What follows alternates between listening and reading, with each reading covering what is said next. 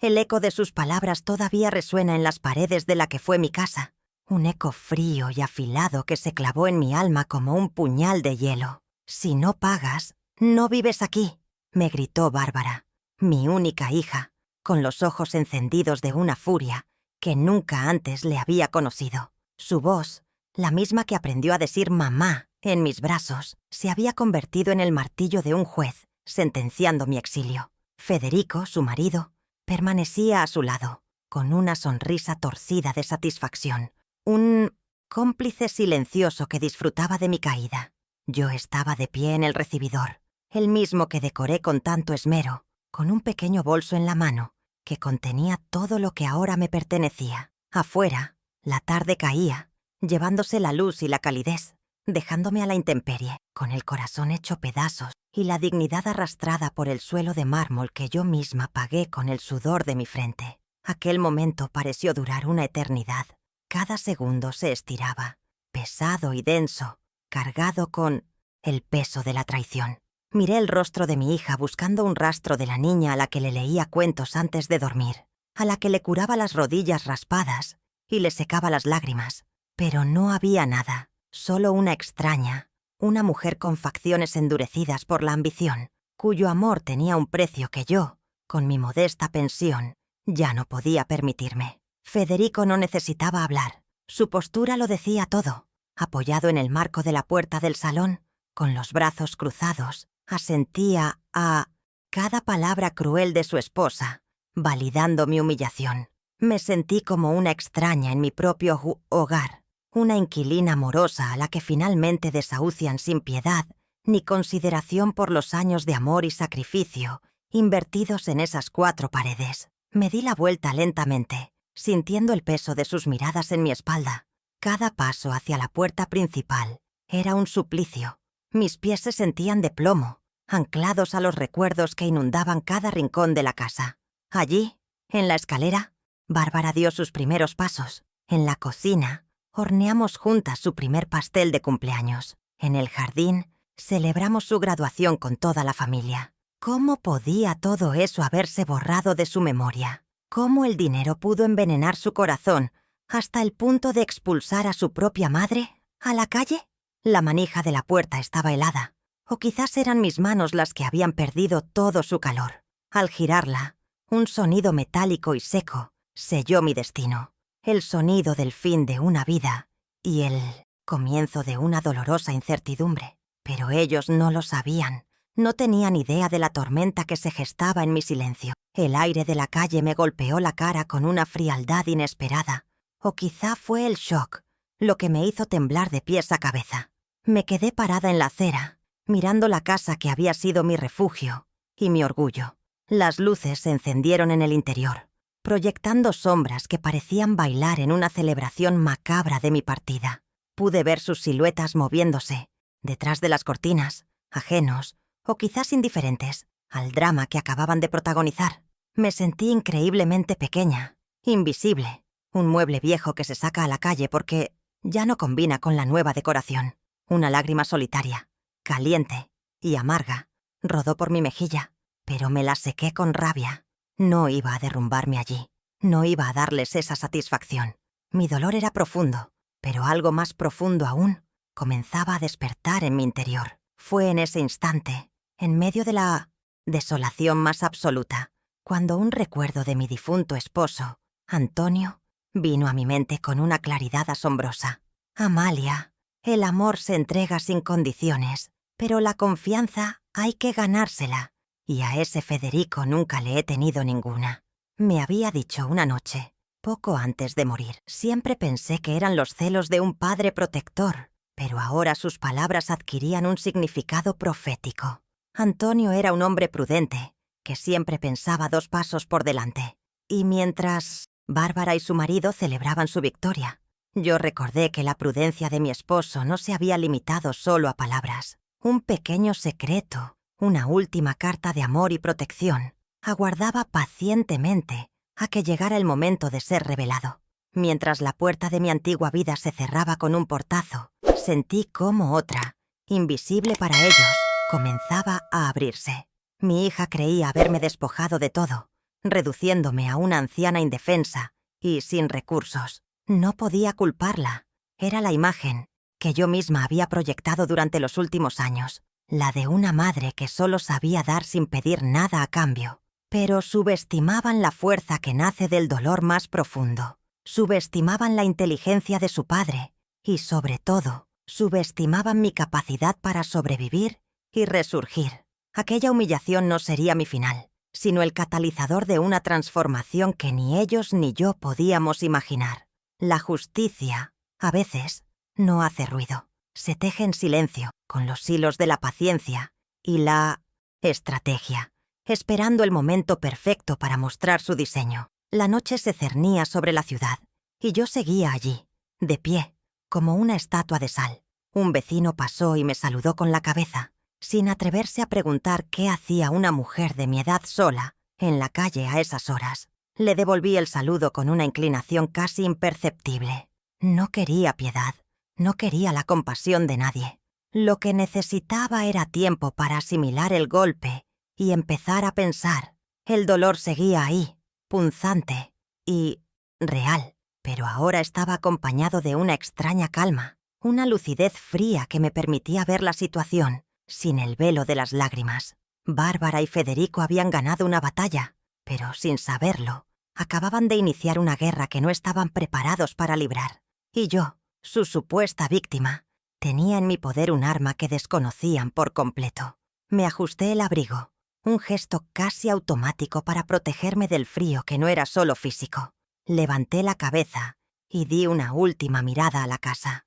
Ya no era mi hogar, era solo un edificio de ladrillos y cemento. Mi verdadero hogar, el que se construye con respeto y amor, había sido demolido desde dentro. Pero yo seguía en pie, y con esa certeza di media vuelta y empecé a caminar sin rumbo fijo, aunque en mi mente ya se estaba trazando un mapa que me llevaría lejos de la humillación y me acercaría a un nuevo amanecer. Ellos no lo sabían, pero mi silencio no era de derrota. Era el silencio que precede a la tormenta, la calma antes de que el tablero de juego gire por completo y las piezas cambien de lugar. La partida acababa de empezar. Permítanme presentarme, aunque ahora mismo siento que apenas reconozco a la mujer que les habla. Mi nombre es Amalia Fuentes, o al menos así me llamo en los documentos que guardo en este pequeño bolso. Tengo 72 años y desde hace 10 soy la viuda de Antonio, el único hombre que amé en mi vida. Hasta hace unas horas, mi mundo era pequeño y ordenado, contenido en una casa llena de recuerdos, un jardín que cuidaba con esmero y la creencia ingenua de que el amor de una hija era un refugio seguro para la vejez. Ahora, mi mundo es esta acera fría, bajo la luz mortecina de una farola que parpadea, y mi única certeza es el dolor de una traición que me ha dejado sin techo y sin brújula. Soy una madre a la que le han arrebatado el nido, una abuela a la que le niegan el calor de sus nietos, una mujer que lo dio todo y se quedó, literalmente, con nada. O eso es lo que ellos creen. Mi vida, desde que Antonio partió, se había vuelto una sinfonía de pequeños rituales. Me levantaba con el sol.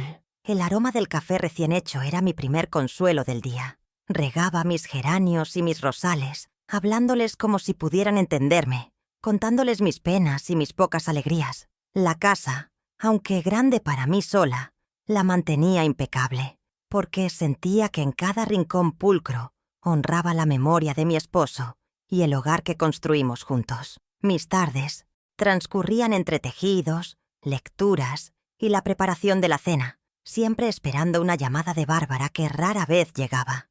Era una existencia tranquila, quizás demasiado solitaria, pero yo la había aceptado. Me había convencido a mí misma de que esa paz silenciosa era la recompensa a una vida de trabajo, sin darme cuenta de que estaba viviendo en una jaula de oro cuyas llaves no me pertenecían.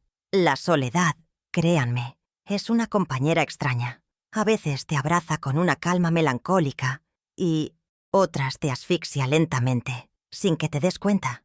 Tras la muerte de Antonio, la casa se llenó de un silencio que ni la televisión ni la radio podían ahogar. Él era la música de fondo de mi vida, con su risa estruendosa y sus pasos firmes por el pasillo. Sin él, me volví más introvertida, más vulnerable.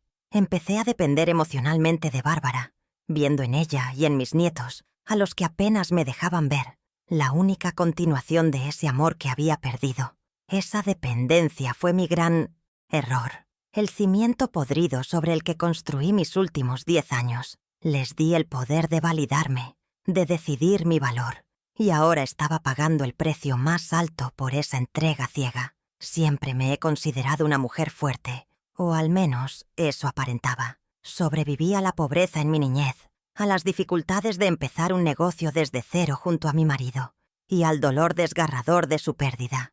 Pero mi fortaleza siempre fue para los demás, una muralla construida para proteger a mi familia. Por dentro guardaba mis miedos y mis inseguridades. Mi mayor vulnerabilidad siempre fue esa, un corazón demasiado blando, una necesidad casi desesperada de ser amada y necesitada por los míos. Creía que si seguía dando, si nunca era una carga, me ganarían un lugar permanente en sus vidas. ¡Qué ironía! Resulta que mi mayor esfuerzo por ser invisible como problema me convirtió en invisible como persona, como madre, como Amalia. Y al dejar de pagar, mi invisibilidad se convirtió en estorbo. Sin embargo, en este cuerpo cansado de 72 años, todavía arde una brasa que se niegan a ver. Es la misma brasa que me mantuvo despierta noches enteras, cosiendo para tener un ingreso extra cuando Bárbara era pequeña. La misma que me dio el coraje para enfrentarme a proveedores y clientes difíciles en la pequeña pensión que regentábamos. Es una fuerza silenciosa, una resiliencia forjada en el yunque de la vida, que había dejado dormir bajo capas de rutina y abnegación. Mientras caminaba por esta calle oscura, sentía cómo el frío de la noche avivaba esa pequeña llama. El shock inicial estaba dando paso a una extraña claridad, una determinación fría. No me iba a dejar morir en la acera. No iba a convertirme en la víctima que ellos querían que fuera. La mujer que lo daba todo sin esperar nada había muerto esta noche. Mi rutina era mi caparazón. Cuidar de la casa no era solo una tarea. Era mi forma de demostrar amor, de sentirme útil. El olor a pan recién horneado que a veces preparaba, con la vana esperanza de que mi hija y mis nietos vinieran de visita, impregnaba cada estancia. El jardín era mi santuario, un pedazo de tierra donde la vida seguía floreciendo sin pedir permiso, donde los colores y los aromas me recordaban que la belleza puede surgir incluso después del invierno más crudo. Esos pequeños placeres eran mi ancla. Ahora, despojada de ellos, me siento a la deriva. Pero incluso en este mar de incertidumbre, me aferro a los recuerdos de esos rosales. Sé que, como ellos, puedo sobrevivir a la poda más severa y volver a florecer, quizás con más fuerza y con espinas más afiladas para protegerme. Antes de esta noche, si me hubieran preguntado quién era Amalia Fuentes, habría respondido sin dudar: soy la madre de Bárbara. Mi identidad estaba completamente fusionada con la suya. Mi propósito, mi alegría, mis preocupaciones, todo giraba en torno a ella y su familia. Vivía a través de sus logros. Me enorgullecía de la casa que le había regalado, del estatus social que había alcanzado, en parte, gracias a nuestros sacrificios. Creía tontamente que su éxito era mi éxito, que su felicidad era mi recompensa. Me anulé como individuo para convertirme en un pilar, en un soporte incondicional. Pero un pilar, cuando deja de ser útil para la estructura, es simplemente derribado para hacer espacio a algo nuevo. Y eso es lo que han hecho conmigo. Me han demolido. Ahora, la pregunta de quién soy resuena en mi cabeza con una violencia brutal. Ya no soy la madre de Bárbara, en la forma en que lo era antes. Me han obligado a mirarme en un espejo roto, a recoger los pedazos de mi identidad y a preguntarme qué queda de Amalia. ¿Qué queda cuando te quitan el rol que has desempeñado durante toda tu vida adulta? Queda una mujer con 72 años de historia, de sabiduría acumulada, de cicatrices y de una fortaleza que ella misma había olvidado. Queda la esposa de Antonio, la heredera no solo de su amor, sino también de su astucia. Queda una superviviente, y esa mujer la que está emergiendo de las ruinas de mi corazón roto, es alguien a quien mi hija y su esposo no conocen en absoluto. Esta calle solitaria se ha convertido en mi crisol. Cada ráfaga de viento parece llevarse una capa de la mujer sumisa y complaciente que fui, dejando al descubierto un núcleo de acero que ni yo sabía que poseía. El dolor no ha desaparecido, sigue ahí, como un compañero sombrío, pero ya no me paraliza. Se está transformando en combustible, en una energía oscura y potente que me impulsa a seguir caminando, a buscar un refugio temporal, a contactar a la única persona en el mundo que puede ayudarme a ejecutar el plan que empieza a formarse en mi mente. Un plan que no busca venganza, sino justicia. Una justicia poética, silenciosa y, sobre todo, definitiva. Ellos creen que han cerrado un capítulo, pero lo que han hecho ha sido despertar a la verdadera protagonista de esta historia. Mi historia, como ven, no es solo la de una madre abandonada. Es la historia de un despertar. Y mientras doy los primeros pasos hacia mi nueva vida, una vida que construiré yo sola y para mí, me pregunto cuántas otras mujeres como yo estarán en este momento sintiéndose invisibles, dadas por sentado por aquellos a quienes más aman. Mi camino apenas comienza, y aunque el miedo intenta aferrarse a mí, la determinación es más fuerte. Me debo a mí misma, y le debo a la memoria de mi marido. Demostrar que el valor de una persona no se mide por lo que puede pagar, sino por la dignidad con la que se levanta después de cada caída. Y mi caída, les prometo, será el preludio de mi mayor vuelo. ¿Y tú? ¿Qué habrías hecho en mi lugar? Me encantaría saber si alguna vez te pasó algo parecido. Cuéntamelo en los comentarios y acompáñame en esta historia para descubrir lo que sucedió después. Mi familia, o lo que queda de ella, se reduce a un nombre: Bárbara. Ella es mi única hija, la luz de mis ojos desde el día en que nació. Le di todo lo que tuve y más, mi tiempo, mi energía, mi amor incondicional y, como ahora sé, hasta mi propia dignidad. Ella, a su vez, me dio 2 nietos, Sofía y Mateo, 2 pequeños a los que adoro pero que se han convertido en extraños para mí. Bárbara los utiliza como moneda de cambio, como un privilegio que me concede o me retira según su conveniencia. Si quieres ver a los niños, mamá, tienes que entender que aquí hay reglas, solía decirme. Esas reglas eran siempre códigos velados para pedirme dinero o para recordarme mi supuesta posición de inferioridad en la casa que yo misma le regalé. El amor, en mi familia, se había convertido en una transacción y yo ya no tenía con qué pagar. Bárbara no siempre fue así. De niña era dulce, cariñosa, llena de sueños que no tenían que ver con el dinero.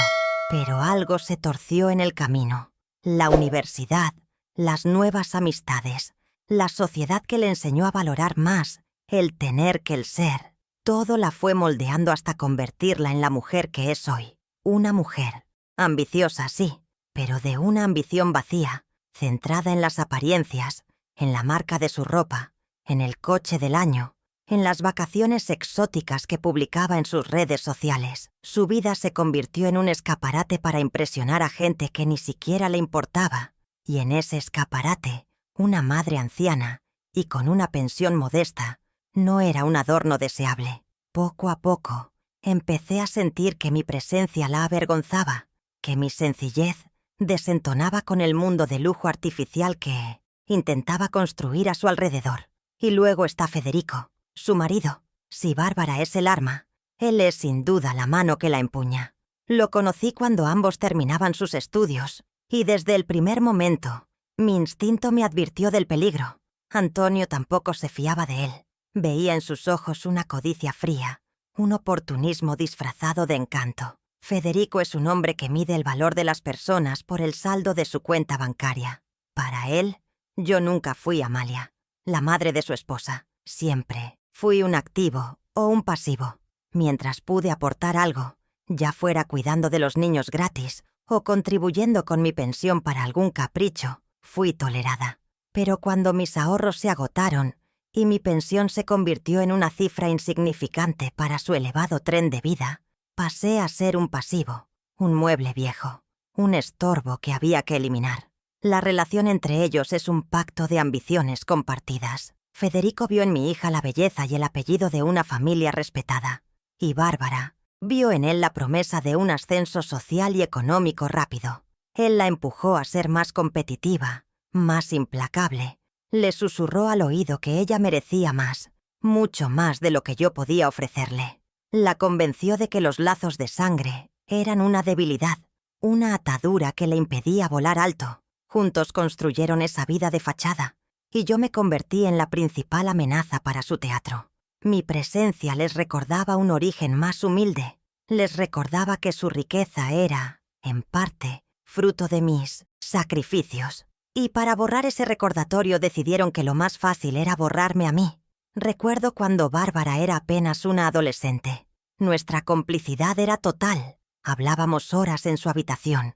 Me contaba sus secretos, sus primeros amores, sus miedos. Yo era su confidente, su refugio. La noche de su graduación del instituto, bailamos juntas en el salón de casa y con lágrimas en los ojos me dijo: «Gracias, mamá. Todo lo que soy te lo debo a ti. Nunca te dejaré sola». ¿Dónde quedó esa promesa? ¿En qué momento se la llevó el viento? A veces, en las noches de insomnio, intentaba encontrar el punto exacto en que nuestra relación empezó a fracturarse, y siempre llegaba a la misma conclusión. El día que Federico le puso un anillo en el dedo, no solo selló un matrimonio, sino que empezó a construir un muro invisible entre mi hija y yo.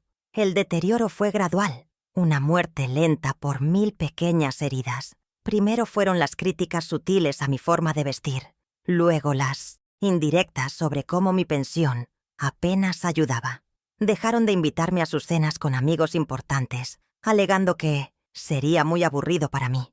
Los «te quiero, mamá» se convirtieron en un monosílabo apresurado al final de una llamada telefónica, cuyo único propósito era pedirme un favor. El episodio que más me dolió, antes de la estocada final, fue el día de mis 70 cumpleaños. Esperé todo el día su llamada, una visita, algo. Al final de la noche recibí un mensaje de texto. «Felicidades, mamá.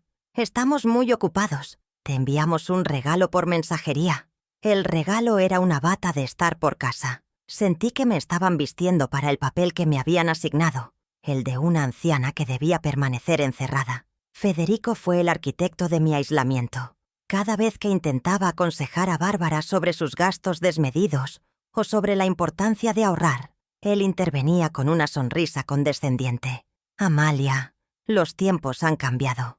Usted no entiende de finanzas modernas», decía, minando mi autoridad y mi criterio frente a mi propia hija. La hizo creer que mis consejos eran anticuados, que mi visión del mundo era un lastre para su progreso. Convirtió mi prudencia en miedo, mi experiencia en ignorancia. Y Bárbara, deseosa de creer en esa ilusión de éxito y modernidad, le entregó su lealtad por completo, dejándome a mí en la orilla, viendo cómo el barco de su vida zarpaba sin mí. Así, la mujer que me expulsó de mi casa ya no era mi hija. Era una creación de su marido, un producto de sus propias inseguridades y de una sociedad que glorifica el egoísmo. Entender esto no hace que duela menos, pero sí aclara el panorama. No estoy luchando contra mi pequeña Bárbara, la niña que acuné en mis brazos. Estoy enfrentándome a una versión distorsionada de ella, a un espejismo. Y eso, extrañamente, me da fuerza.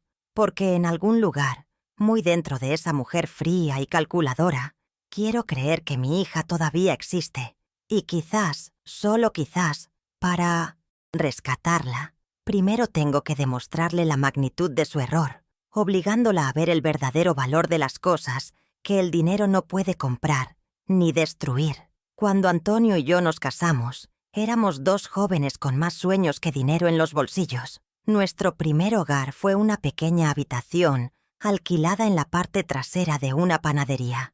El sueño era simple: trabajar duro, ahorrar y algún día tener una casa propia y una familia a la que no le faltara nada. Cuando Bárbara nació, ese sueño abstracto adquirió su rostro.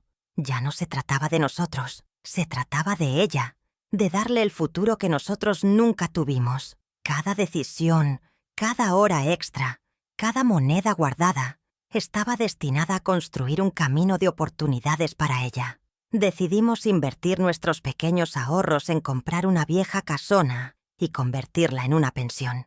La Pensión Fuentes se convirtió en nuestro campo de batalla y, a la vez, en la forja de los cimientos de la vida de nuestra hija.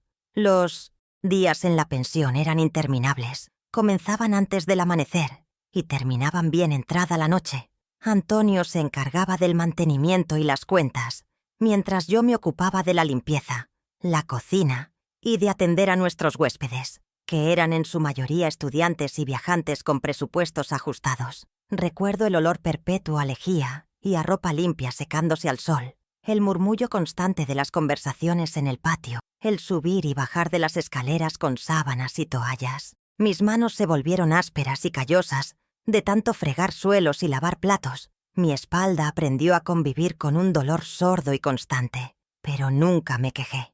Cada noche, al contar las ganancias del día, por pocas que fueran, veíamos en ellas un ladrillo más en el muro de protección que estábamos construyendo alrededor de Bárbara.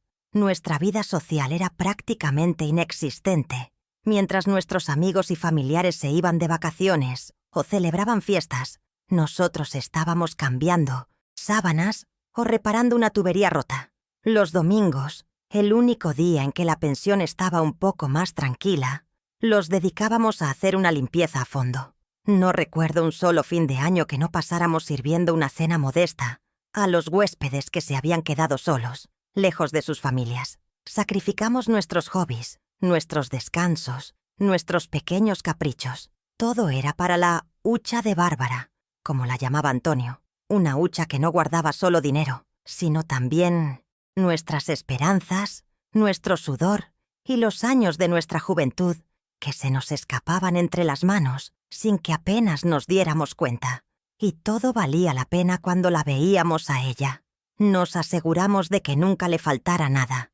Iba al mejor colegio de la ciudad, vestía ropa nueva y bonita, y sus únicas preocupaciones eran sus estudios y sus amigas. Queríamos que tuviera una infancia y una adolescencia libres de las angustias económicas que nosotros habíamos padecido. Cuando nos pedía dinero para una excursión del colegio o para comprarse un libro, se lo dábamos con una sonrisa, aunque eso significara que nosotros comeríamos sopa durante una semana. La protegimos tanto de nuestra realidad que, vista ahora en retrospectiva, quizás le hicimos un flaco favor.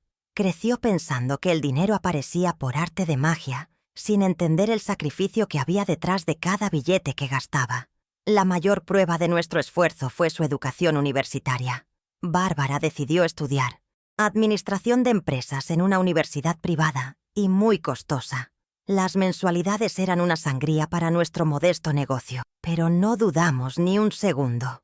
Antonio tomó un segundo empleo como vigilante nocturno y yo empecé a aceptar encargos de costura para las vecinas. El cansancio era extremo. Había días en que apenas dormíamos 3 o 4 horas, pero verla con su toga y su birrete el día de su graduación fue uno de los momentos más felices de mi vida. Sentimos que lo habíamos logrado, que habíamos cumplido nuestra misión. Le habíamos dado las alas que necesitaba para volar, sin imaginar que las usaría para alejarse de nosotros. Cuando conoció a Federico y decidieron casarse, nuestro sacrificio llegó a su punto culminante. Queríamos darle a nuestra hija el mejor regalo de bodas posible, un comienzo de vida sin las dificultades que nosotros tuvimos. Antonio y yo tomamos la decisión más importante de nuestras vidas: vender la pensión, nuestro único patrimonio, el Fuenmenonexoir, negocio que habíamos construido con nuestras propias manos durante más de 30 años. Fue un día agridulce. Despedirnos de la casa que había sido nuestro hogar y nuestro sustento fue doloroso, pero la idea de ver a Bárbara instalada en una casa maravillosa, la casa de sus sueños, nos llenaba de una alegría inmensa. Con el dinero de la venta de la pensión y todos nuestros ahorros de toda la vida, compramos esa casa, la misma casa de la que ahora me han expulsado. Recuerdo perfectamente el día que firmamos las escrituras. El notario nos preguntó a nombre de quién iría la propiedad. Antonio y yo nos miramos y, sin dudarlo, dijimos al unísono: a nombre de nuestra hija, Bárbara Fuentes. Queríamos que se sintiera segura, que tuviera un patrimonio propio, que nadie pudiera quitárselo nunca. ¡Qué ingenuos fuimos!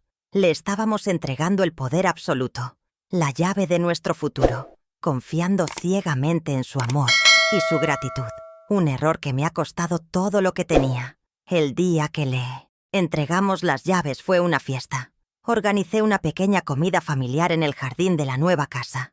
Bárbara lloró de la emoción. Nos abrazó y nos prometió que siempre seríamos una familia unida y que esa casa sería siempre nuestro hogar también. «Esta es su casa, papás. Aquí siempre tendrán su cuarto», dijo.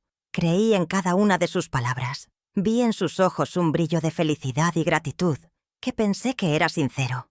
Colgué los cuadros, ayudé a elegir las cortinas, planté las primeras rosas en el jardín. Estaba construyendo sin saberlo mi propia prisión dorada, un lugar del que sería expulsada cuando mi presencia se volviera incómoda. Ahora, mientras camino por esta calle desconocida, el recuerdo de mis manos callosas y la espalda dolorida vuelve a mí con una fuerza abrumadora. Esas manos que limpiaron, cocinaron y cosieron para darle un futuro a mi hija son las mismas que ahora tiemblan de frío y de impotencia. Todo lo que di, décadas de mi vida, se resume en un portazo y un grito. El contraste es tan brutal, tan injusto, que parte de mí todavía se niega a creerlo. Es como si la vida que viví hubiera sido una mentira, un cuento que me conté a mí misma para soportar el peso del sacrificio. Pero no fue una mentira, fue real. Y la prueba de ello es el dolor que siento. Un dolor que exige ser reconocido. Mi historia no es única, lamentablemente. Es la historia de muchos padres y madres que se vacían por sus hijos, que entregan cheques en blanco firmados con amor ciego, esperando recibir a cambio, no riqueza, sino un mínimo de respeto y gratitud. La lección que estoy aprendiendo de la manera más cruel es que el amor no puede ser una excusa para la anulación personal. Di tanto de mí que me quedé sin nada para defenderme, pero eso está a punto de cambiar, porque el amor de mi marido, su prudencia, me dejó una última herramienta, una última defensa, y por su memoria y por mi propia dignidad pienso usarla. La justicia, a veces, tarda en llegar, pero cuando lo hace, su llegada puede ser espectacular. Antonio, mi esposo, era un hombre de pocas palabras, pero de una profunda sabiduría. Veía más allá de las sonrisas y los gestos amables, leía a las personas en sus silencios, en sus miradas, y a Federico nunca lo leyó bien. Recuerdo una tarde, sentados en el porche de la pensión, pocos meses antes de que la enfermedad se lo llevara. Me tomó la mano, esa mano grande y fuerte que ya empezaba a debilitarse, y me dijo con una seriedad que me heló: «Amalia, he trabajado toda mi vida para que a ti y a Bárbara no les falte nada, pero prométeme algo. Si yo falto, cuídate tú primero. El amor de madre es ciego, y temo que la ambición de ese muchacho te ponga una venda en los ojos». En ese momento no entendí la gravedad de su advertencia. Pensé que era el recelo natural de un padre, pero ahora sus palabras resuenan como una profecía que tardé demasiado en descifrar. Una semana antes de su último suspiro en el hospital, me pidió que me acercara y sacó debajo de su almohada un sobre grueso, de color manila y sellado con lacre. Me lo entregó y susurró, con la voz entrecortada por el esfuerzo: «Esto es para ti, y solo para ti. No lo abras, guárdalo en un lugar seguro. El día que te sientas sola, que sientas que te han fallado y que no tienes a dónde ir, solo entonces, rómpelo. Dentro encontrarás un nombre y un número de teléfono. Esa persona te ayudará. Es mi último salvavidas para ti, mi reina». Besé su frente y le prometí que así lo haría, sin darle mayor importancia. Pensé que serían los papeles de una pequeña póliza de seguro, o quizás una carta de despedida. Guardé el sobre en el fondo de mi viejo costurero, debajo de hilos y retales, y con el dolor de su pérdida, casi lo olvidé. Ese sobre ha permanecido dormido durante 10 años, un fantasma silencioso de la prudencia de mi marido. Ahora, caminando sin rumbo por la ciudad fría, su recuerdo me asalta como un relámpago. El nombre, el número de teléfono. Sé perfectamente de quién se trata. Raúl Pacheco. el mejor amigo de Antonio desde la infancia. Un hombre recto, discreto, que hizo carrera como asesor financiero. Antonio y él eran como hermanos, compartían una confianza ciega. Raúl fue el padrino de nuestra boda y el consejero de mi esposo en cada decisión importante.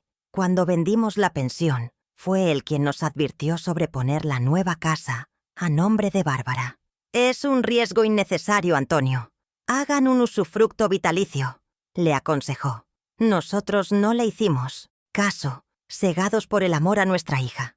En mi ingenuidad, llegué a pensar que el sobre contenía los documentos de una pequeña cuenta de ahorros que Antonio habría mantenido en secreto, quizás con el equivalente a unos meses de mi pensión. Algo para una emergencia menor, un apuro. Nunca, ni en mis peores pesadillas, imaginé que la emergencia sería esta. Nunca creí que la persona de la que tendría que protegerme sería mi propia hija. Por eso el sobre quedó relegado al olvido. Mi vida, aunque solitaria, era estable. No necesitaba un salvavidas porque no sentía que me estuviera ahogando. ¡Qué equivocada estaba! Me estaba ahogando lentamente, en un mar de exigencias y desprecios sutiles, y yo misma me negaba a verlo, aferrada a la idea de que era el precio a pagar por tener a mi familia cerca. Ahora, en la desolación de esta noche, la sabiduría de Antonio se manifiesta en todo su esplendor. Él no solo vio la codicia en Federico, vio también la debilidad de carácter en nuestra hija, su vulnerabilidad a la manipulación. No me dejó un pequeño bote salvavidas. Intuyo que lo que hay en ese sobre es mucho más. Es un arca, un plan de contingencia diseñado por un hombre que conocía a su familia mejor que yo misma. Siento una mezcla de profundo dolor por su ausencia y una inmensa gratitud por su amor previsor. No me dejó sola. Incluso desde la tumba, Antonio sigue cuidando de mí, y esa certeza me da una fuerza que no creía poseer. Ya no estoy a la deriva. Tengo un puerto al que dirigirme. Mi primer paso está claro. Necesito encontrar un lugar donde pasar la noche, un pequeño hotel, un hostal, algo discreto. Y mañana, a primera hora, antes de que el mundo se despierte del todo, haré esa llamada. Contactaré a Raúl Pacheco. Aún no sé qué me dirá, ni qué contiene exactamente la cartera de inversiones que, según la carta de mi esposo, él ha estado gestionando en secreto para mí durante toda una década. Pero por primera vez en muchas horas, una pequeña llama de esperanza se enciende en mi pecho. El juego ha cambiado de reglas. Bárbara y Federico creen que me han dejado sin nada, con las manos vacías. La ironía es que, al echarme, me han empujado directamente hacia el único recurso que puede cambiarlo todo. Han activado, sin saberlo, el plan maestro de mi difunto esposo. El infierno en el que vivía no se construyó en un solo día. Fue una lenta y metódica demolición de mi espíritu, ladrillo a ladrillo, a través de una serie de humillaciones que se fueron intensificando con el tiempo. Todo comenzó de forma sutil, con el control de mis finanzas. Un día Federico se sentó conmigo, con una falsa sonrisa de preocupación, y me sugirió que le entregara mi tarjeta de la pensión para ayudarme a administrarla mejor. Según él, yo era mayor y podía ser víctima de estafas. Confiando, acepté. A partir de ese momento perdí mi independencia. Tenía que pedirles dinero para mis cosas más básicas, como un café o una revista, y cada petición era recibida con un suspiro de fastidio y un interrogatorio sobre la necesidad del gasto, haciéndome sentir como una niña pidiendo su paga. Poco después, Bárbara decidió que mi habitación necesitaba una limpieza profunda. Con la excusa de modernizar el espacio, comenzó a revisar mis armarios y cajones, desechando cosas que para ella eran basura, pero que para mí eran tesoros. Tiró a la basura una caja de cartas de mi madre, el primer par de zapatos que le compré a ella, y un viejo reloj de Antonio que ya no funcionaba, pero que yo guardaba con cariño. «Mamá, tienes que deshacerte de toda esta chatarra.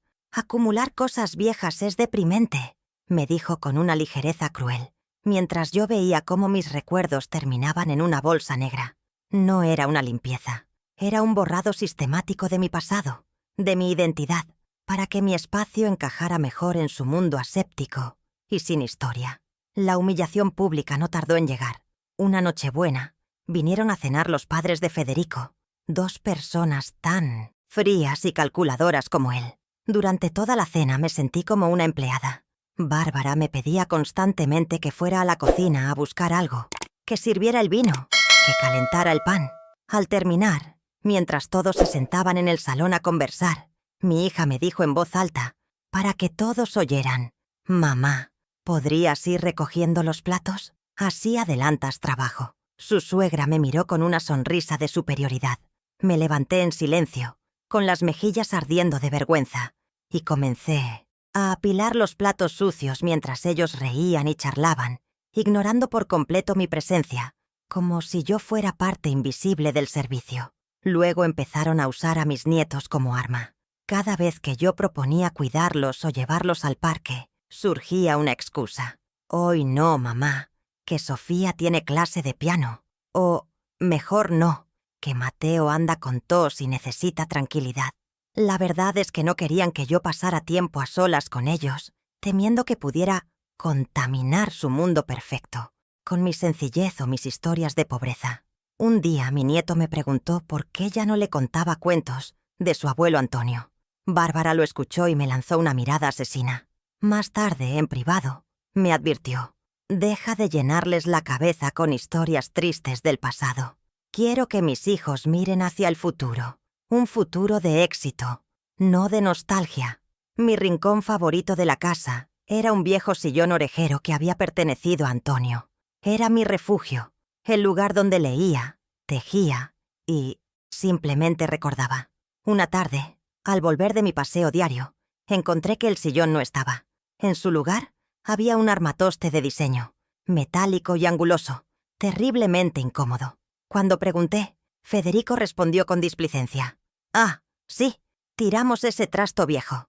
Parecía sacado de un asilo y afeaba toda la decoración. Te compramos este, mucho más moderno». No les importó el valor sentimental, no les importó mi comodidad, solo les importaba la estética, la apariencia. Esa noche lloré, en silencio. No por el sillón, sino por la brutalidad con la que me estaban despojando de cada pequeño pedazo de mi vida anterior. La crueldad alcanzó un nuevo nivel durante una visita al supermercado.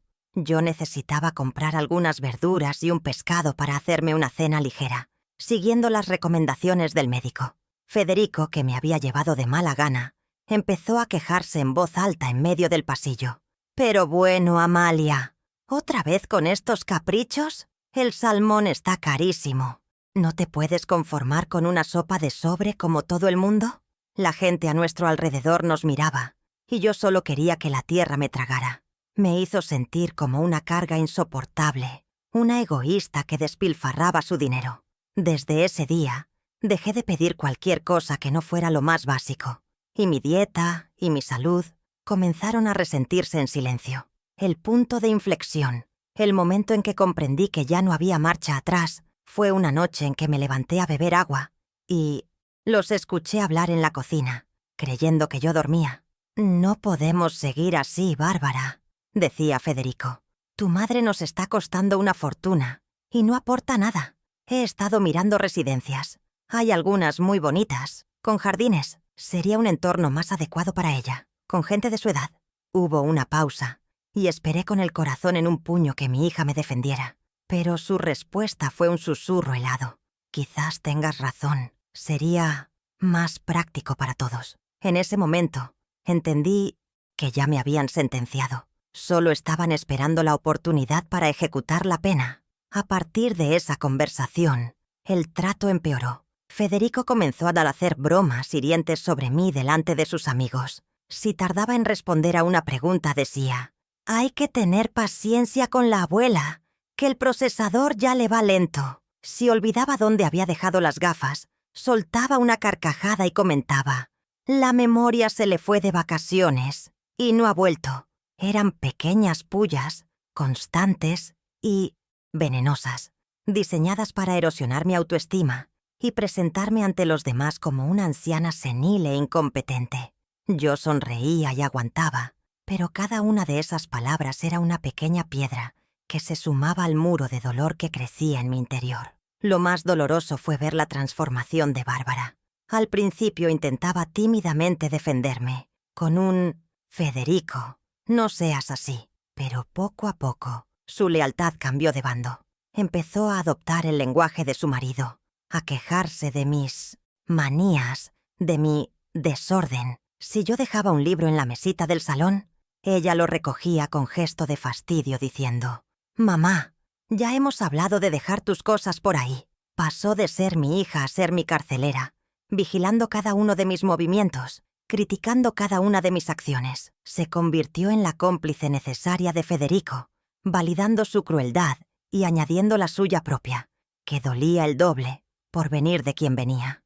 Hubo una tarde en la que me sentí especialmente nostálgica y le mostré a Bárbara una foto antigua de ella con Antonio en la playa. «Mira qué feliz eras aquí con tu padre», le dije con una sonrisa. Su reacción fue de una frialdad cortante. «Mamá, por favor, ¿podemos dejar de hablar de papá todo el tiempo? Ya pasaron 10 años. Me deprime que vivas anclada en el pasado. Tienes que superarlo». Me arrancó la foto de las manos y la guardó en un cajón, como si quisiera enterrar el recuerdo. Sentí como si me hubiera abofeteado. No solo insultaba mi duelo, sino que me estaba prohibiendo recordar al hombre que lo fue todo para nosotros, al hombre cuyo sacrificio le había dado a ella la vida que ahora disfrutaba. El siguiente paso fue la presión económica directa. Empezaron a dejar sobre la almohada de mi cama fotocopias de las facturas de la luz, el agua, el gas, con una nota escrita a mano: «Tu parte». La cifra que me asignaban era siempre arbitraria y desproporcionada, una cantidad que sabían perfectamente que mi pensión no podía cubrir. Era su forma de acorralarme, de crear una deuda impagable para poder justificar lo que vendría después. Querían tener un motivo racional para su crueldad. «No es que queramos echarte, mamá, es que simplemente no contribuyes. No es justo para nosotros», me dijo Bárbara una noche, ensayando el discurso que usaría para la estocada final. La humillación definitiva antes de la expulsión ocurrió en una barbacoa en casa de unos vecinos. Estábamos todos en el jardín y yo, sintiéndome un poco más relajada, empecé a contar una anécdota divertida de cuando vivíamos en la pensión. A mitad de la historia, Bárbara me interrumpió bruscamente, con la voz tensa: «Mamá, a nadie le interesan esas batallitas de nuestros tiempos humildes. Estamos en otro ambiente ahora». El silencio que se hizo fue sepulcral. Todos los vecinos me miraron con una mezcla de lástima y vergüenza ajena. Me sentí desnuda, ridícula. Me levanté con una excusa y me encerré en mi cuarto, donde las lágrimas finalmente brotaron sin control. Me había avergonzado públicamente de nuestros orígenes, de nuestra historia. Unos días antes de que me echaran, reuní el poco valor que me quedaba y traté de hablar con ellos. Les dije que me sentía triste, humillada, que no entendía por qué me trataban así. Fue mi último intento de apelar a su corazón, pero ellos, en un acto de manipulación magistral, le dieron la vuelta a todo. Me acusaron de ser una desagradecida, de intentar hacerlos sentir culpables, de ser una víctima profesional. Federico dijo que yo era un pozo de negatividad que les impedía ser felices. Bárbara, con los ojos secos y fríos, afirmó que mi presencia en la casa se había vuelto tóxica. Me dejaron sin argumentos, agotada y derrotada. Comprendí que cualquier cosa que dijera sería usada en mi contra. La última semana fue de una guerra fría y silenciosa. Apenas me dirigían la palabra. Me dejaban la comida en una bandeja en la puerta de mi cuarto, como si estuviera en cuarentena. El aire en la casa era denso, irrespirable. Era un silencio cargado de intenciones, un silencio que gritaba más que cualquier insulto.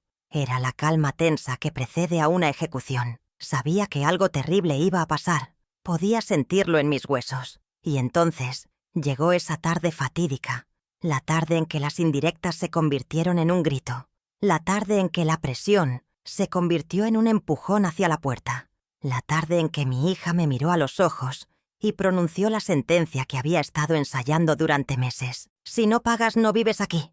Pasé mi primera noche de exilio en la habitación anónima de un modesto hostal en el centro de la ciudad, un lugar con olor a desinfectante y a vidas ajenas. La cama era dura, las sábanas delgadas y el ruido del tráfico incesante. Pero nada de eso importaba.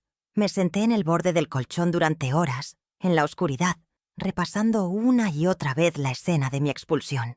Las lágrimas, que había contenido con tanto esfuerzo en la calle, brotaron sin control, en un torrente silencioso y amargo. Lloré por mi hija perdida, por el recuerdo profanado de mi marido, por mi dignidad hecha jirones. Lloré hasta que sentí un vacío absoluto, una calma gélida que se instaló en el centro de mi pecho. Y fue en ese preciso instante, en el punto más bajo de mi desesperación, cuando algo hizo clic dentro de mí. Ya no quedaban más lágrimas que derramar. Me levanté y encendí la pequeña luz del baño. La mujer que me devolvió el reflejo en el espejo era una extraña, el pelo revuelto, los ojos hinchados y enrojecidos, una expresión de derrota total. La miré fijamente, y por primera vez en mucho tiempo, no sentí lástima, sentí rabia, una rabia fría y lúcida. ¿Era esa la mujer que Antonio había amado? ¿Una víctima dispuesta a dejarse pisotear? No, la mujer que él amaba era fuerte, era una luchadora, y en ese momento tomé una decisión.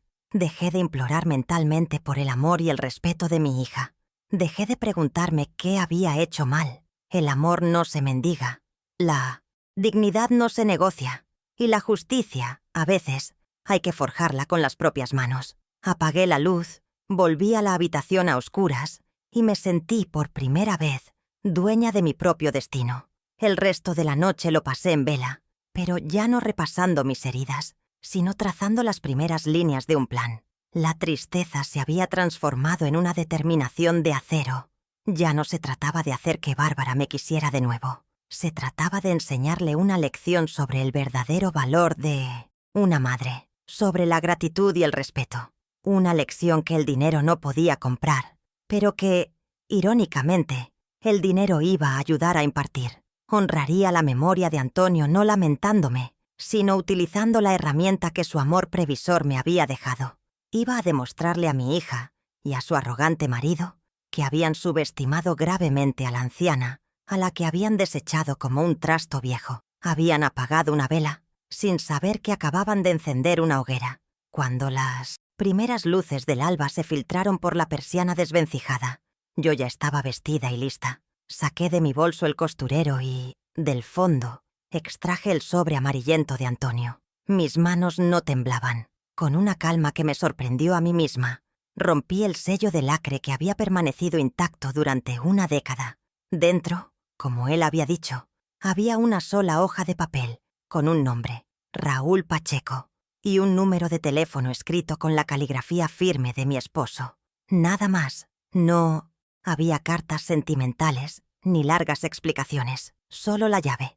Me senté en la cama, tomé mi viejo teléfono móvil y, respirando hondo, marqué los números que me conectarían con mi pasado y, sobre todo, con mi futuro. El teléfono sonó 3 veces antes de que una voz grave y conocida respondiera.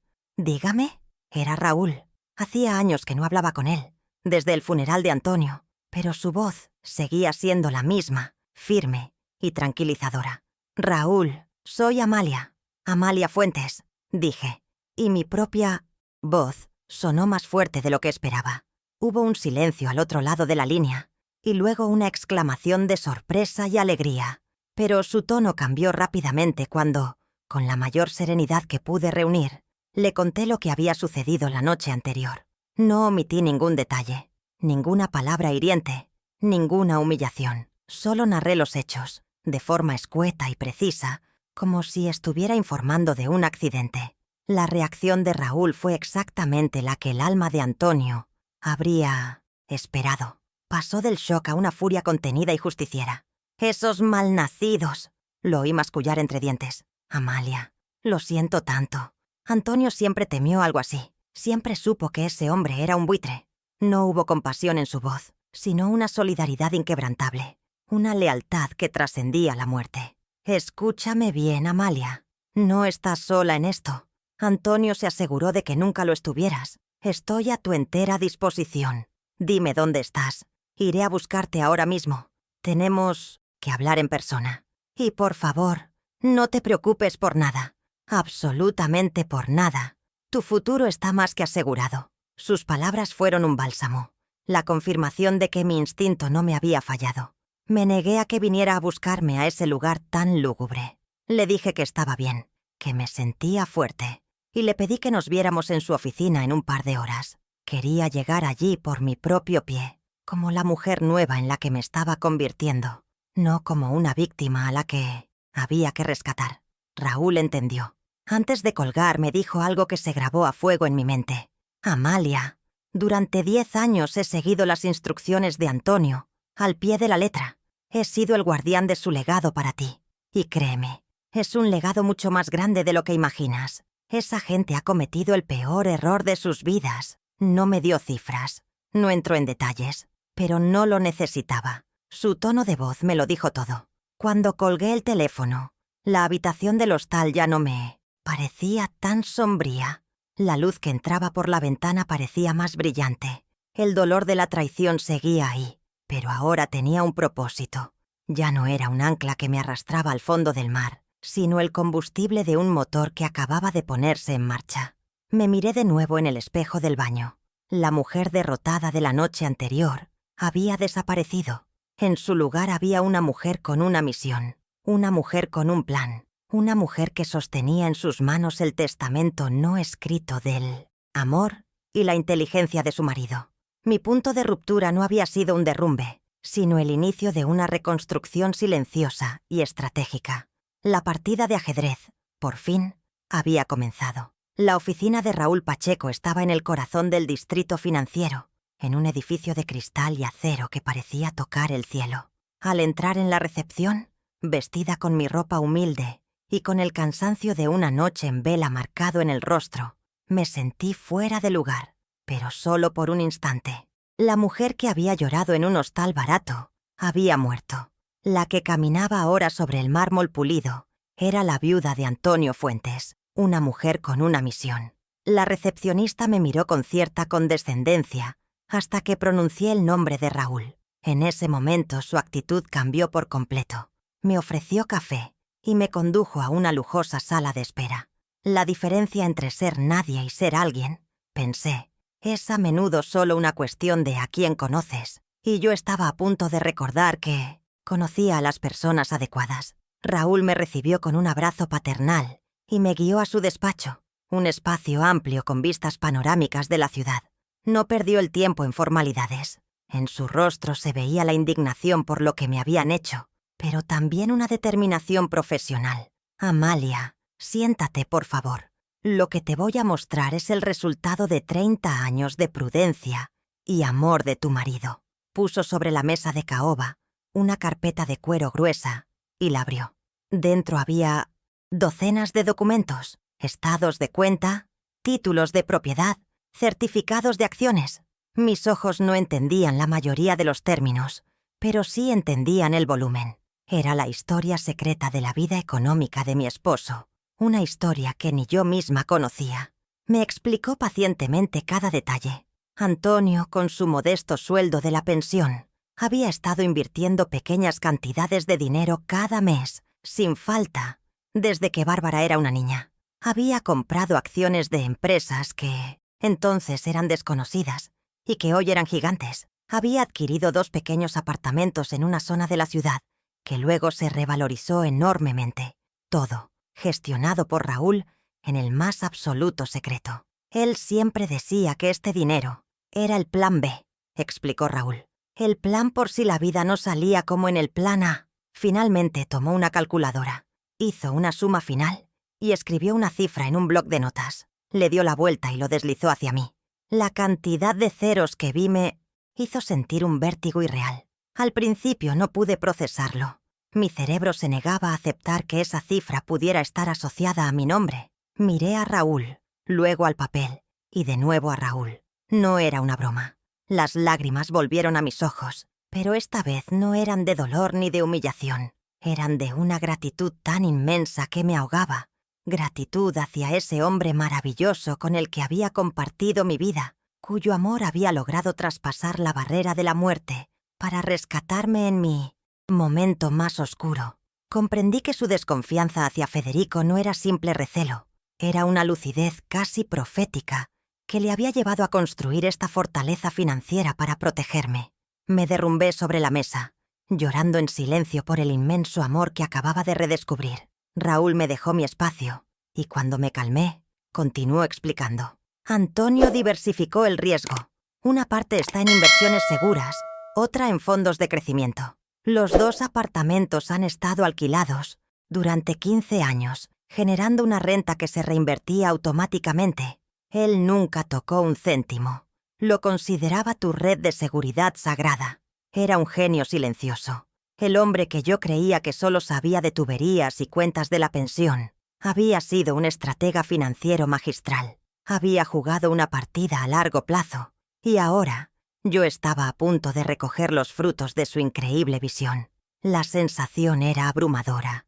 Una mezcla de poder, responsabilidad y una profunda tristeza por no poder compartir ese momento con él. Mi primera decisión como una mujer nueva y económicamente independiente fue seguir el consejo de Raúl. Esa misma mañana, me acompañó a una sucursal bancaria exclusiva, donde abrimos una nueva cuenta a mi nombre. El director del banco nos atendió personalmente en su despacho.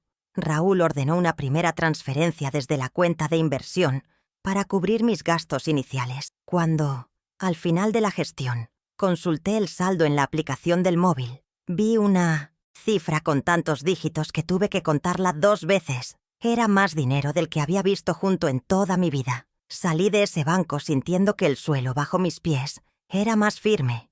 Ya no era una anciana desamparada. Era una mujer con recursos. Y eso, en el mundo de Bárbara y Federico, lo cambiaba absolutamente todo. Si quieres saber cómo se siente tener el poder de cambiar tu destino en la palma de tu mano, suscríbete y sigue viendo esta historia.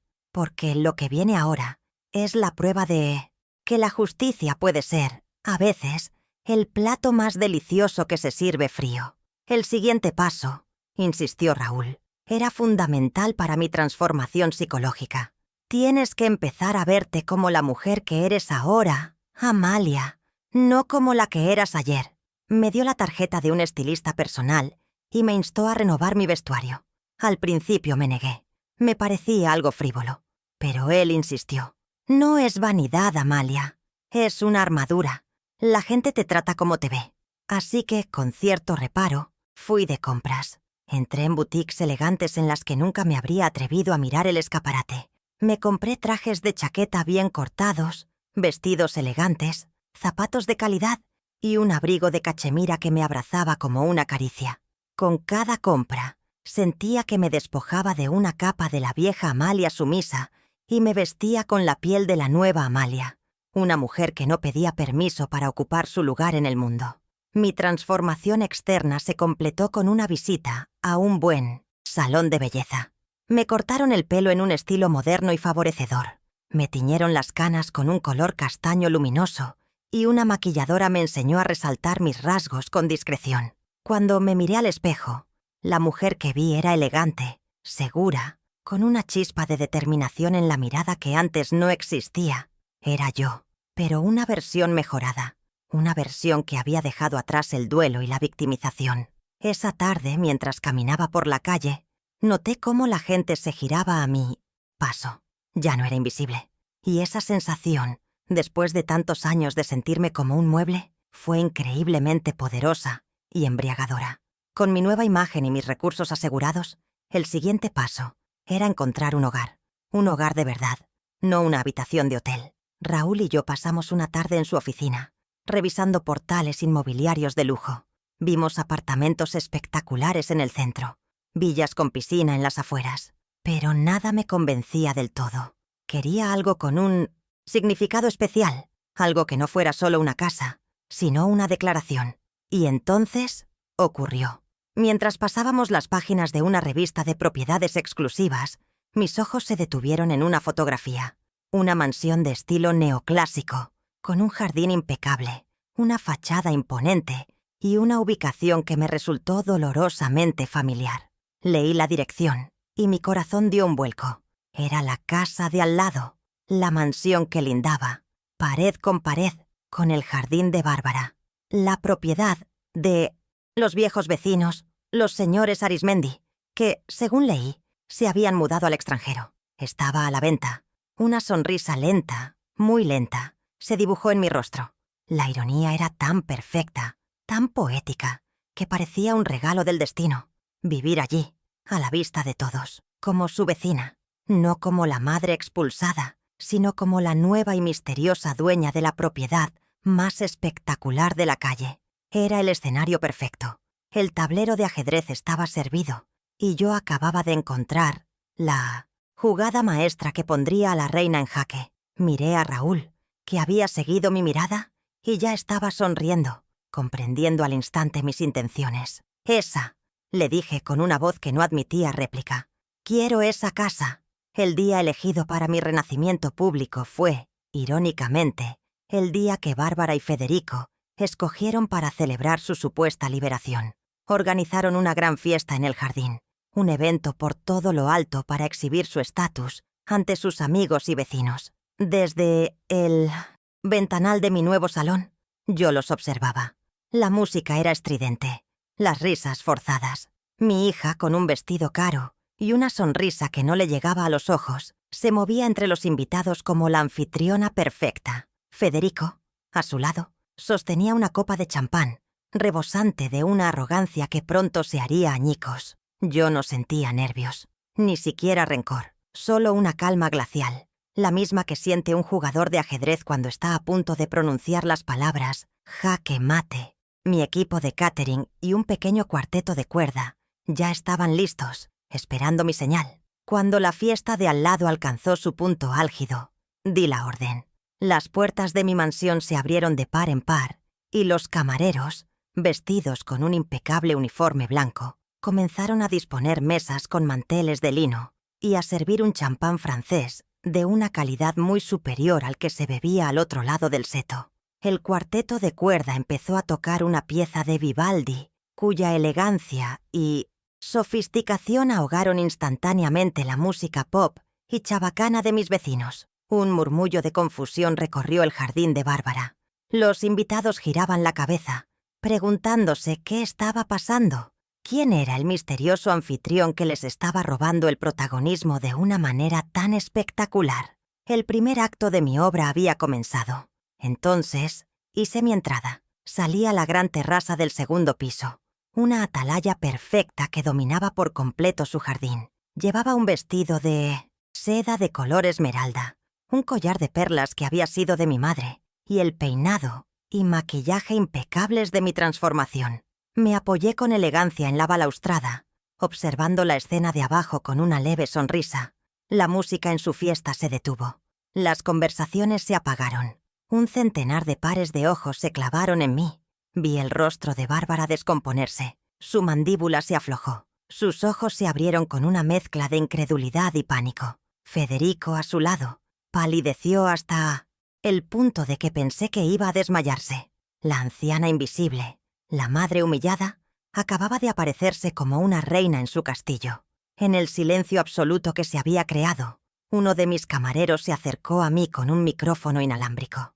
Mi voz, serena pero firme, se amplificó, llegando a cada rincón de ambas propiedades. «Buenas tardes a todos. Disculpen la interrupción», comencé, con una cortesía envenenada.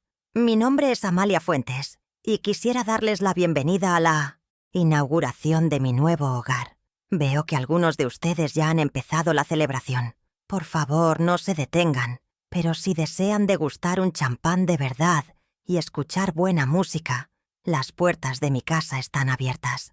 No los miré a ellos. Me dirigí a la multitud, a sus invitados, como si Bárbara y Federico no fueran más que un detalle insignificante en el paisaje. El efecto fue inmediato y devastador para ellos. La curiosidad y el morbo son fuerzas sociales muy poderosas. Vi cómo sus amigos, sus supuestos pilares sociales, empezaban a cuchichear. Algunos, los más audaces, sonrieron, levantaron sus copas en mi dirección y comenzaron a caminar por el césped hacia la entrada de mi jardín. El grupo se fue haciendo más grande. La fiesta de Bárbara se estaba desintegrando. Sus invitados la abandonaban para unirse a la de su misteriosa y elegante vecina. Era una humillación social en tiempo real, un éxodo que dejaba a los anfitriones solos y expuestos en medio de su propio escenario de vanidad. Ver sus rostros mientras su mundo social se desmoronaba fue una victoria silenciosa, pero la estocada final aún estaba por llegar. Bárbara, roja de ira y con la vergüenza luchando en su rostro, no pudo soportarlo más. Dejó su copa con un golpe seco sobre una mesa y marchó con paso furioso hacia la linde que separaba las dos propiedades, un bajo seto de boj que en ese momento parecía la frontera de un campo de batalla. «¡Mamá!», gritó con la voz rota por la rabia. «¿Qué demonios significa esto? ¿Te has vuelto loca?». Federico la siguió, tropezando sin saber qué decir, completamente superado por la situación. Toda la atención, la de mis nuevos invitados y la de los pocos que quedaban en su fiesta, se centró en nosotros. El enfrentamiento que ellos habían mantenido en la privacidad de un recibidor, yo lo había traído a la luz pública. Bajo el sol de la tarde y ante decenas de testigos, yo bajé las escaleras de mi terraza con una calma deliberada, acercándome al seto. En mi mano llevaba una fina carpeta de documentos que había dejado preparada. No levanté la voz. La dejé hablar, gritar, acusarme de querer arruinar su vida.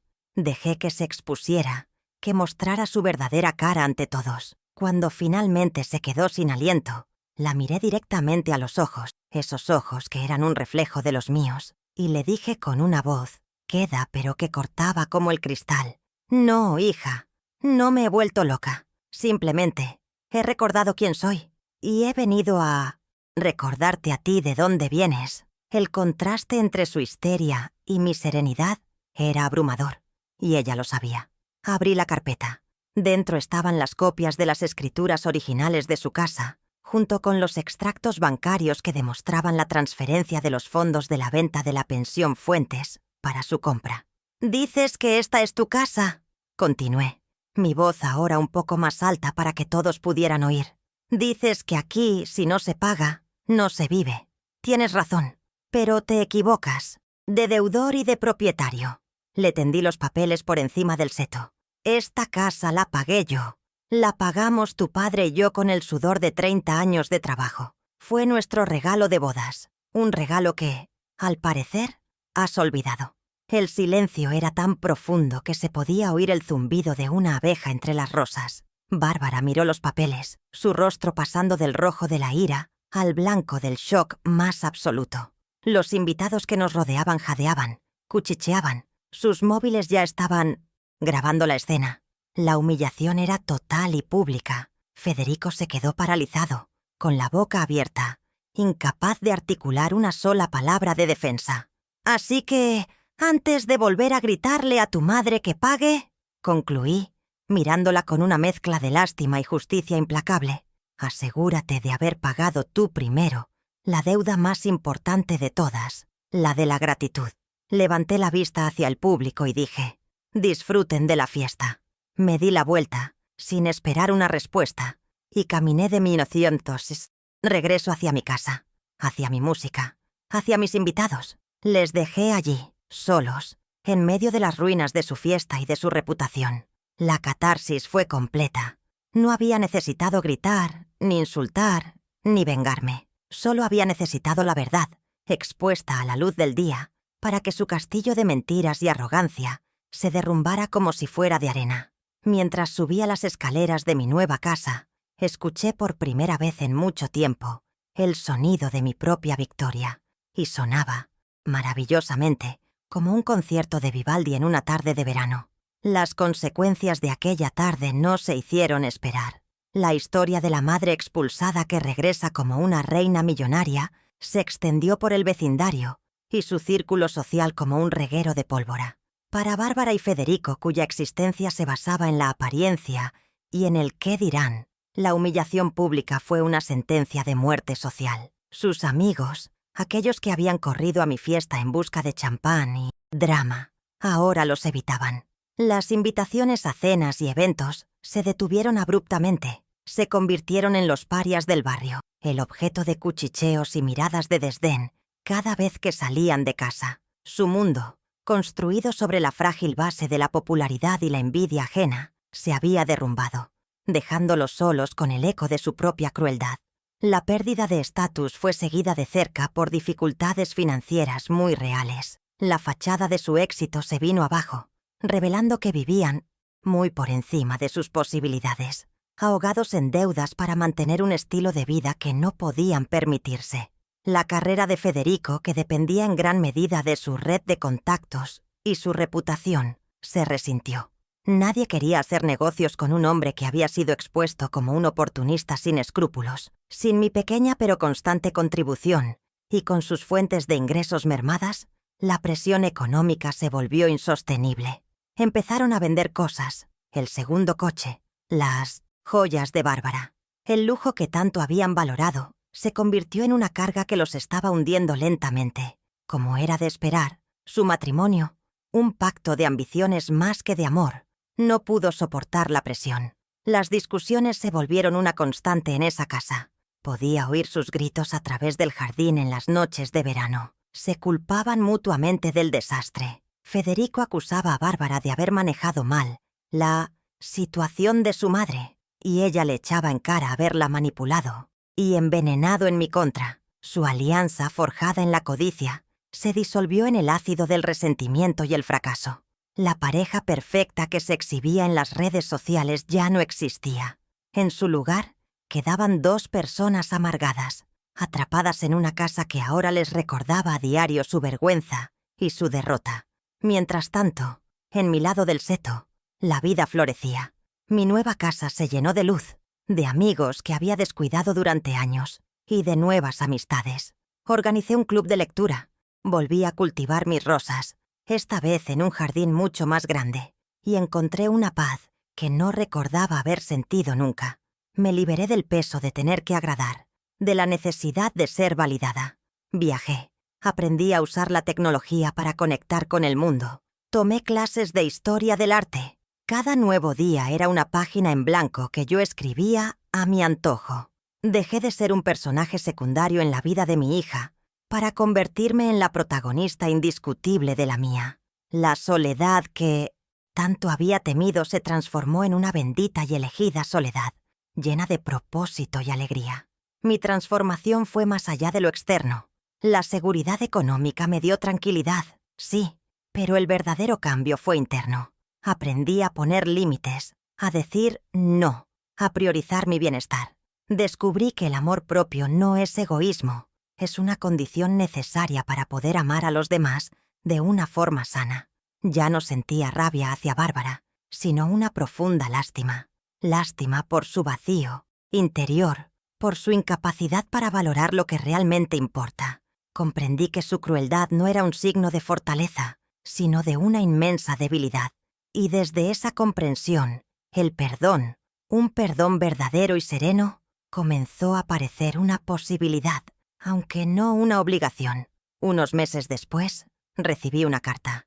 La caligrafía era la de Bárbara. Era una carta torpe, llena de tachones, en la que no pedía perdón directamente, pero sí expresaba un profundo arrepentimiento.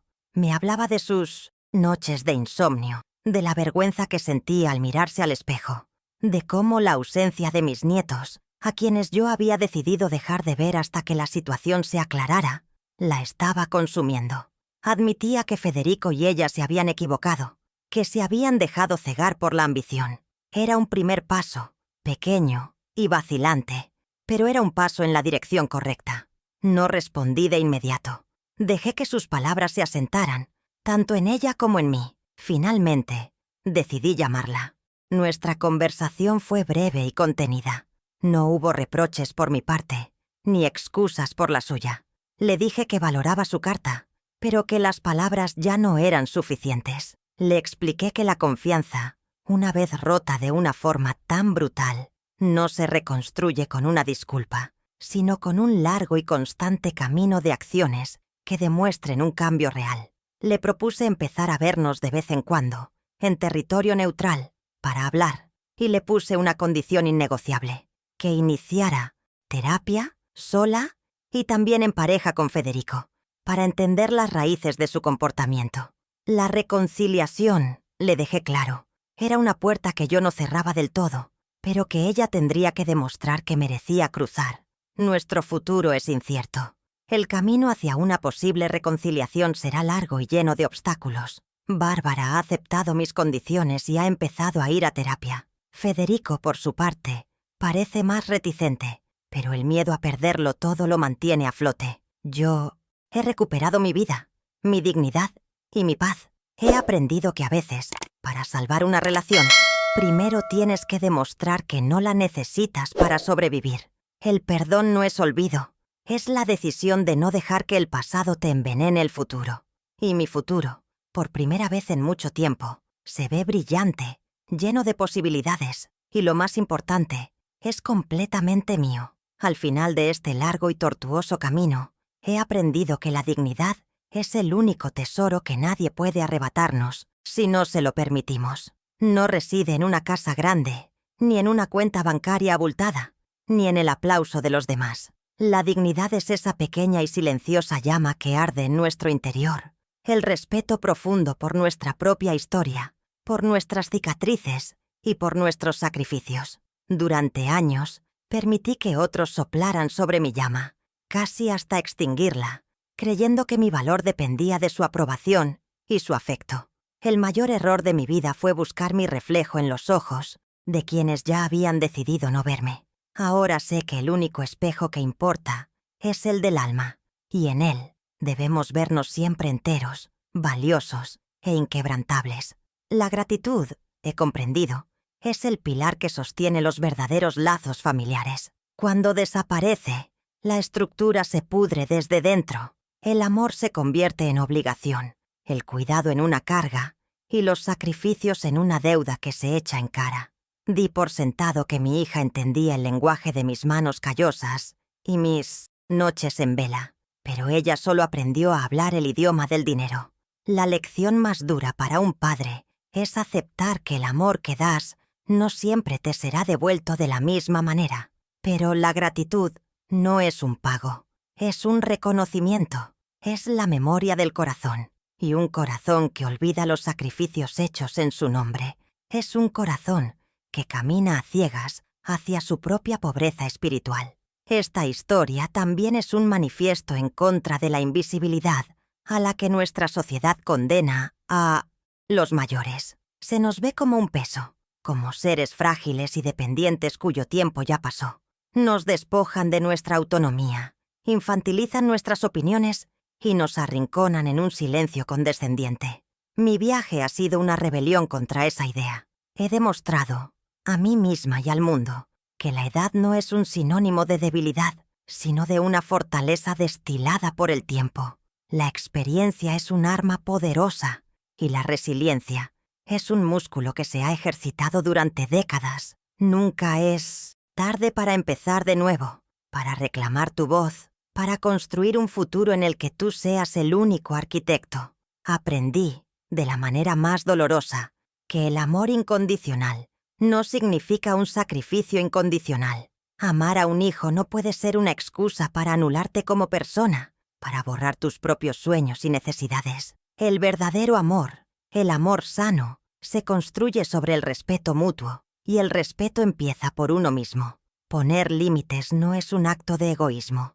Es una lección de amor, propio que enseña a los demás cómo deben tratarte. Al permitir que cruzaran todas mis fronteras, les enseñé que no tenía ninguna. Fue solo cuando construí un muro de dignidad infranqueable que ellos empezaron a valorar el jardín que habían perdido. A veces, hay que alejarse para que puedan ver con claridad la importancia del lugar que ocupabas. Así que, si mi historia resuena en alguna parte de tu alma, si alguna vez te has sentido invisible, subestimado o dado por sentado, quiero que sepas que dentro de ti reside una fortaleza que ni siquiera imaginas. No esperes a tocar fondo para descubrirla. Eres el guardián de tu propia dignidad, el narrador de tu propia vida. No permitas que nadie te arrebate la pluma. El respeto se exige, la felicidad se construye y el valor no te lo da nadie. Lo reconoces tú mismo. Mi nombre es Amalia Fuentes y esta ha sido mi historia. Me encantaría que compartieras la tuya en los comentarios, porque cada historia de superación nos recuerda que nunca estamos solos. Gracias por acompañarme.